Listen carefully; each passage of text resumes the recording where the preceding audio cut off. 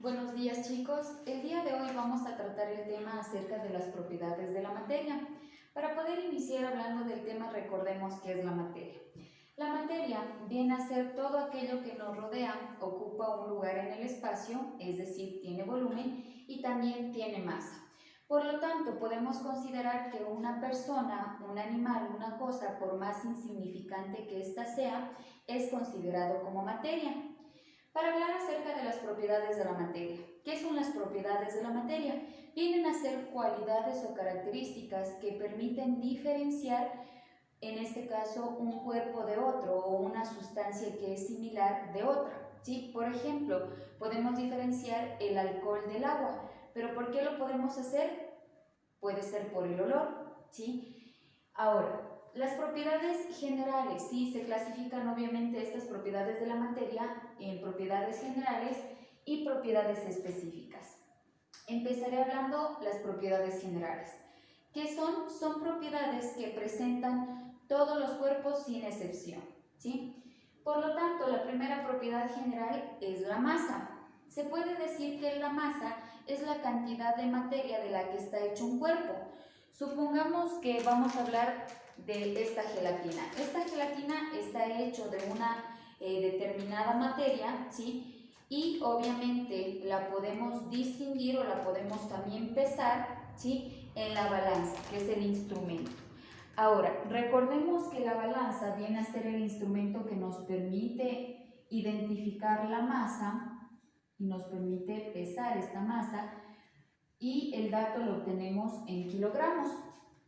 Ahora, la masa nunca cambia, ¿sí? La masa siempre sigue siendo la misma.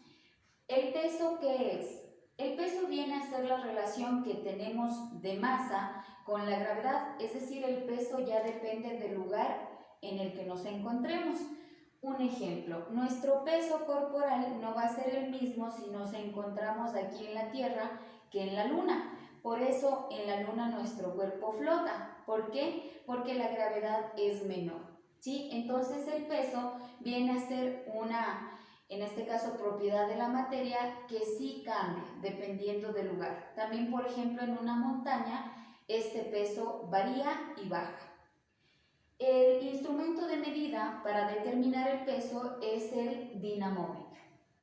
Hablando de volumen, volumen viene a ser el espacio que está ocupando un cuerpo o un líquido o una sustancia, ¿sí? Principalmente para determinar en los líquidos los volúmenes se utiliza este tipo de recipientes que son graduados, es decir, que vienen ya con medidas, ¿sí? En la casa tenemos, por ejemplo, la licuadora como en este caso, ¿sí? Pero también en el laboratorio podemos utilizar instrumentos como son la pipeta y la probeta, que vienen a ser instrumentos, ¿sí? Que son más o menos de esta forma, y lo que tienen es medidas, ¿sí? Que están determinadas en mililitros o litros. ¿Por qué? Porque sirven para determinar cantidad de sustancias.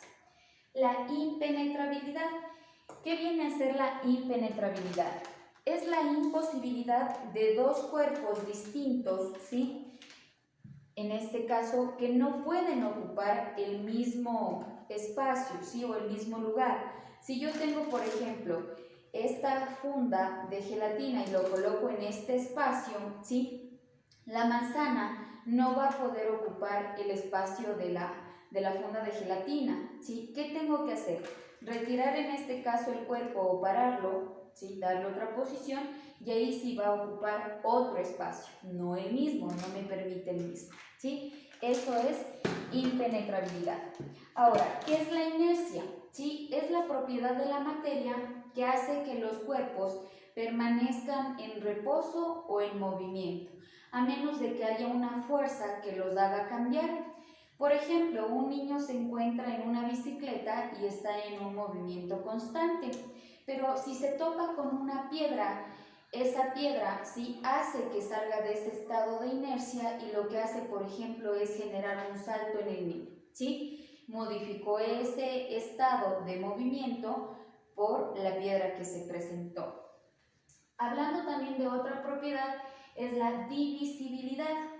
Todos los cuerpos tenemos la capacidad de dividirnos. Por ejemplo, esta manzana, utilizando un cuchillo, la podemos dividir en 2, 4, 6 o más partes, las que deseemos, ¿sí? Ahora, si hablamos de porosidad, ¿qué es la porosidad? ¿Sí? Es decir, los cuerpos están formados por partículas diminutas que dejan huecos que son llamados poros, ¿sí? En este caso, estos poros se encuentran vacíos. También nosotros, un ejemplo que nosotros tenemos en nuestro cuerpo es la piel. La piel presenta porosidad y por eso cuando usted se aplica tal vez alguna crema, la piel directamente recibe y capta a través de los poros lo que se está colocando, ¿sí? Ahora, si hablamos de elasticidad, es la propiedad que tienen los cuerpos para cambiar de forma, ¿sí? Obviamente, si yo aplico una fuerza, ¿sí? Esta liga se estira. Si dejo de ejercer la fuerza, regresa a su estado normal. Otro cuerpo también que puede presentar elasticidad es esta goma o silicona, ¿sí? Y nuestro cuerpo al hacer ejercicio. Pero la elasticidad tiene un límite. Si se sobrepasa ese límite, el cuerpo sufre una deformación permanente o tiende a romperse. Ahora, vamos a hablar ya acerca de las propiedades específicas. ¿Qué son? Son aquellas que solo en algunos cuerpos se presentan, ¿sí? O solo en algunas sustancias, permitiendo también que las diferenciemos unas de otras. Voy a hablar de la primera. En este caso se van a subclasificar en dos tipos de propiedades específicas: las propiedades físicas y las propiedades químicas. ¿Qué son las propiedades físicas? ¿Sí? Como su nombre lo indica, vienen a ser características visibles, ¿sí? Que las podemos detectar a través de nuestros órganos de los sentidos, es decir, a través de la vista, puede ser del tacto, utilizando las manos, el oído, también utilizando lo que sería la boca, la lengua específicamente, para detectar sabores y de esta manera poder determinar este tipo de propiedades. ¿Sí? Entonces, las propiedades específicas también son conocidas como organolépticas. ¿Por qué? Porque utilizamos los órganos de los sentidos. Ahora sí, dentro de estas podemos detectar, por ejemplo, lo que es la densidad. ¿Qué es la densidad? ¿Sí? En este caso, la magnitud es una medida que permite determinar la cantidad de masa con relación a un volumen. Yo puedo identificar, por ejemplo, tengo aquí el agua, ¿sí? Y quiero hacer una comparación con la densidad que tiene el aceite. Le voy a colocar entonces un poco de aceite y si ustedes pueden observar en este ejemplo, el aceite queda en la parte superior. ¿Por qué? Porque tiene menos densidad, es decir, el aceite es más ligero que el agua, ¿sí? Por eso es que flota. Ahora, si hablamos de otra propiedad, viene a ser la textura, ¿sí? ¿Qué es la textura?